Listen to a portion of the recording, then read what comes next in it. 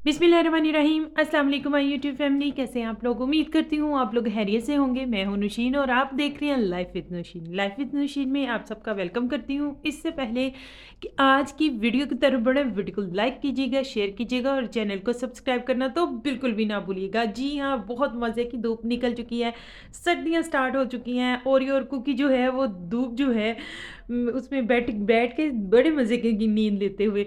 जी हाँ, आज की जो मेरी वीडियो है बहुत मज़े की है। 45 मिनट का जो चैलेंज था वो मैंने घर वालों का एक्सेप्ट किया और लास्ट में मुझे क्या इनाम मिला वो ज़रूर देखिएगा। सबसे पहले जी मैंने बनाना था दाल गोश्त और चावल बनाने थे। लहसुन और प्याज को किया है मैंने बॉयल, इसको मैंने ब्लेंडर में निकाल लिया था। हाफ के जी मैंने चिकन लिया, इसको जी मैंने फ्राई होने के लिए रख दिया था। लो फ्लेम पे रख रही हूँ क्योंकि ये फ्रीज़ हुए हैं। इसमें स्पाइसेस जाएंगे नमक, मिर्च, हल्दी, ज़ीरा और गरम मसाला जो कि मैं खुद घर में तैयार किया हुआ है वो इसमें शामिल करेंगे जब चिकन फ्राई हो जाएगा। लहसुन और जो प्याज मैंने बॉयल किया है इसमें मैं नमक और ज़ीरा और दही शामिल करके अच्छे से ब्लेंड करूँगी।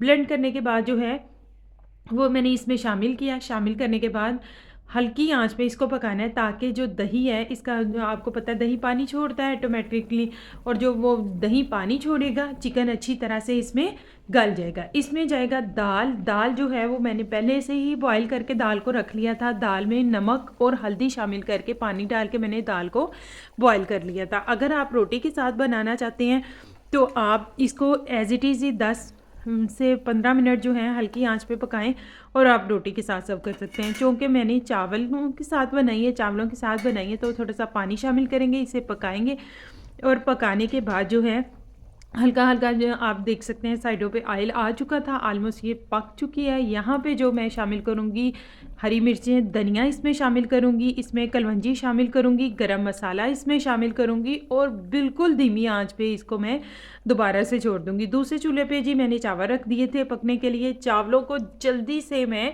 बॉयल करूँगी।